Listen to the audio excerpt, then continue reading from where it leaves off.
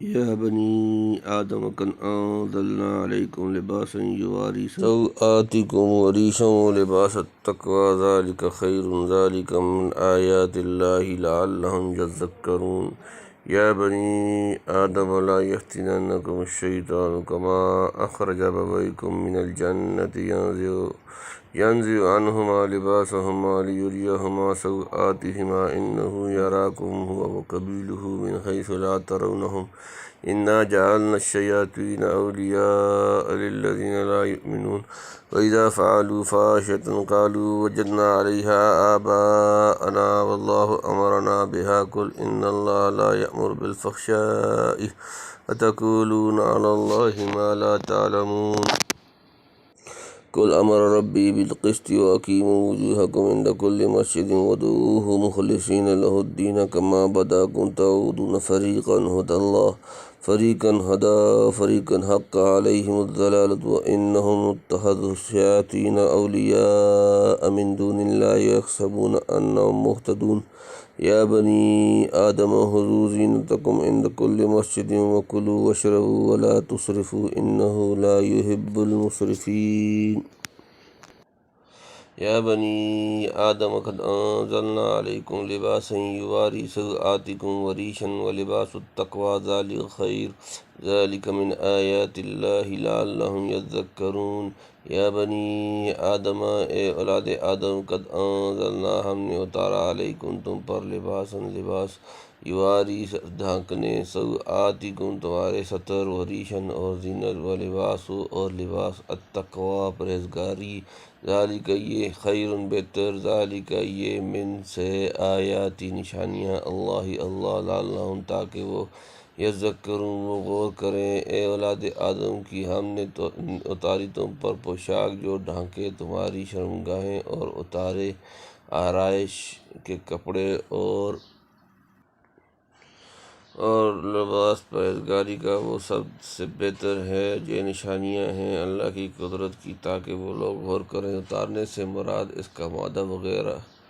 پیدا کرنا اور اس کے تیار کرنے کی تدبیر بتلانا ہے گو اتارنے کا لفظ اکثر اس موقع پر بولتے ہیں جہاں ایک چیز کو اوپر سے نیچے لایا جائے مگر بہت دفعہ اس سے مکانی فوق و تحت مراد نہیں ہوتا بلکہ جو مرتبہ کے اعتبار سے اونچا ہو اس کی طرف سے کوئی چیز نیچے والوں کو عطا کی جانے پر بھی یہ لفظ اطلاق کیا جاتا ہے جیسے فرمایا وَأَنزَلَ لَكُم مِّنَ الْأَنْعَامِ ثَمَانِيَةَ أَزْوَاجٍ سورۃ نمبر 39 سورۃ الزمر آیت نمبر 6 یا وَأَنزَلْنَا الْحَدِيدَ فِيهِ بَأْسٌ شَدِيدٌ سورۃ نمبر 57 سورۃ الحدید آیت نمبر 25 یعنی اس ظاہری لباس کے علاوہ جس سے صرف بدن کا تستر یا تزین ہوتا ہے ایک معنوی پوشاک بھی ہے جس سے انسان کی باطنی کمزوریاں جن کے ظاہر کرنے کی اس میں استعداد پائی جاتی تھی پردہ خفا میں رہتی ہیں منصہ ظہور و فعلیت پر نہیں آنے پاتی اور یہی معنوی پوشاک جسے قرآن نے لباس التقوی فرمایا باطن کی زینت و آرائش کا ذریعہ بنتی ہے بلکہ اگر غور کیا جائے تو ظاہری بدنی لباس بھی اس باطنی لباس کو زیب تن کرنے کے لیے شرعاً مطلوب ہوا ہے حضرت شاہ صاحب تحریر فرماتے ہیں کہ دشمن نے جنت کے کپڑے تم سے اتروائے پھر ہم نے تم کو دنیا میں تدبیر لباس کی سکھا دی اب وہی لباس پہنو جس میں پرہیزگاری ہو یعنی مرد لباس ریشمی نہ پہنے اور دامن دراز نہ رکھے جو منع ہوا ہے سو نہ کرے اور عورت بہت باریک نہ پہنے کہ لوگوں کو بدن نظر آوے اور اپنی زینت نہ دکھاوے یعنی ان نشانات میں غور کر کے حق تعالیٰ کے قادرانہ انعام و اکرام کے معترف اور شکر گزار ہوں یا بنی آدم لا یفتننکم الشیطان کما اخرج ابویکم من الجنة ينزع عنہما لباسہما لیریہما سوآتہما إنه يراكم هو وقبيله من حيث لا ترونهم إنا جعلنا الشياطين أولياء للذين لا يؤمنون یا بنی آدم اے اولاد آدم لا یفتننکم نہ بہکاوے تمہیں شیطان کما جیسا اخرجہ اس نے نکالا بویکم تمہارے ماں باپ من سے الجنہ جنت ینزع اتروا دیے انہما ان سے لباسہما ان کے لباس لیریہما تاکہ ظاہر کر دے سوآتہما ان کے ستر انہ بے شک یراکم تمہیں دیکھتا ہے وہ ہوا وہ کبیر ہو اور اس کا قبیلہ من سے خیس جہاں لا ترونہم تم انہیں نہیں دیکھتے انا جعلنا بے شک ہم نے بنایا الشیاطین شیطان جمع اولیاء دوست رفیق للذین ان لوگوں کے لیے لا یؤمنون ایمان نہیں لاتے اے اولاد آدم کے نہ بہکائے تم کو شیطان جیسا کہ اس نے نکال دیا تمہارے ماں باپ کو بحثت سے اتروائے ان سے ان کے کپڑے تاکہ دکھلائے ان کو شرمگاہیں ان کی وہ دیکھتا ہے تم کو اور اس کی قوم جہاں سے تم ان کو نہیں دیکھتے ہم نے کر دیے شیطانوں کو رفیق ان لوگوں کا جو ایمان نہیں لاتے اخراج و نزاع کی اضافت ان کے سبب کی طرف کی گئی یعنی آدم و حوا کو جنت سے علیحدہ کرنے اور کپڑے اتارے جانے کا سبب وہ ہوا اب تم اس کے قریب میں مت آؤ اور اس کی مکاریوں سے ہوشیار رہو یعنی جو دشمن ہم کو اس طرح دیکھ رہا ہو کہ ہماری نظر اس پر نہ پڑے اس کا حملہ سخت خطرناک اور مدافعت سخت دشوار ہوتی ہے اس لیے تم کو بہت مستعد اور بیدار رہنا چاہیے ایسے دشمن کا علاج یہی ہے کہ ہم کسی ایسی ہستی کی پناہ میں آ جائیں جو اسے دیکھتی ہے پر وہ اسے نہیں دیکھتا لا تدرکہ الابصار وہو یدرک الابصار وہو اللطیف الخبیر سورۃ نمبر 6 سورۃ الانعام آیت نمبر 103 ان یراکم وقبیلہ من حیث لا ترونہم سورۃ نمبر 7 سورۃ الاعراف آیت نمبر 27 قضیہ مطلقہ ہے دائمہ نہیں یعنی بسا اوقات ایسا ہوتا ہے کہ وہ ہم کو دیکھتے ہیں اور ہم ان کو نہیں دیکھتے اس کہنے سے یہ لازم نہیں آتا کہ کسی وقت بھی کوئی شخص کسی صورت میں ان کو نہ دیکھ سکے پس آیت سے روئے جن کی بالکل ہی نفی پر استدلال کرنا کوتاہ نظری ہے یعنی جب انہوں نے اپنی بے ایمانی سے خود شیاطین کی رفاقت کو اپنے لیے پسند کر لیا جیسا کہ چند آیات کے بعد آ رہا ہے انہم اتخذوا الشیاطین اولیاء من دون اللہ یحسبون انہم مہتدون سورۃ نمبر 7 سورۃ الاعراف آیت نمبر 30 تو ہم نے بھی اس انتخاب میں مزاحمت نہیں کی جس کو انہوں نے اپنا رفیق بنانا چاہا اس کو رفیق بنا دیا گیا وَإِذَا فَعَلُوا فَاحِشَةً قَالُوا وَجَدْنَا عَلَيْهَا آبَاءَنَا وَاللَّهُ أَمَرَنَا بِهَا قُلْ إِنَّ اللَّهَ لَا يَأْمُرُ بِالْفَحْشَاءِ تَقُولُونَ عَلَى اللَّهِ مَا لَا تَعْلَمُونَ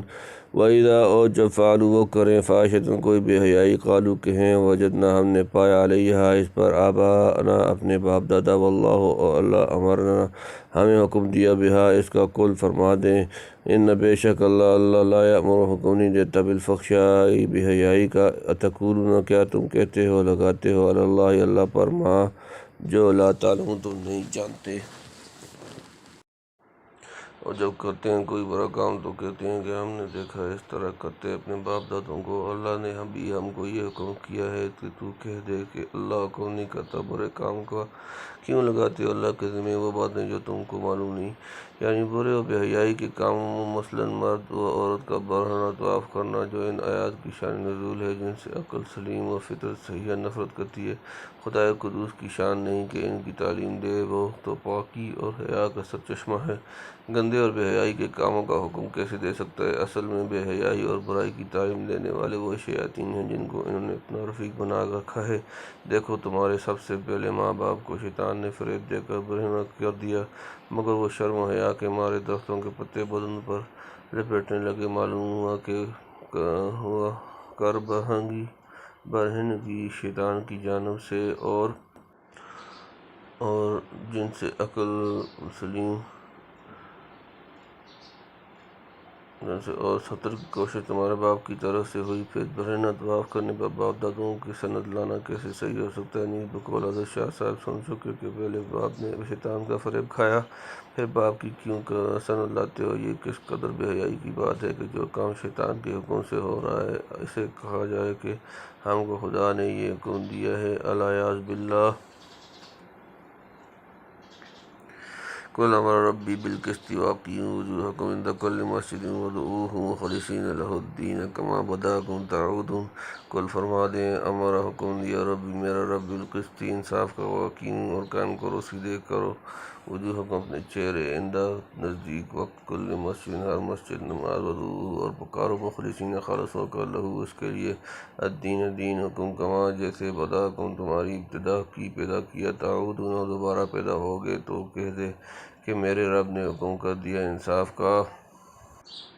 اور سیدھا کرو اپنے منہ ہر نماز کے وقت اور پکارو اس کو خالص اس کے فرمانبردار ہو کر جیسا تم کو پہلے پیدا کیا دوسری بار بھی پیدا ہوگے۔ روح المعانی میں القسط علی ما قال غیر واحد العدل وهو الوسط من كل شيء المتجافی عن طرفی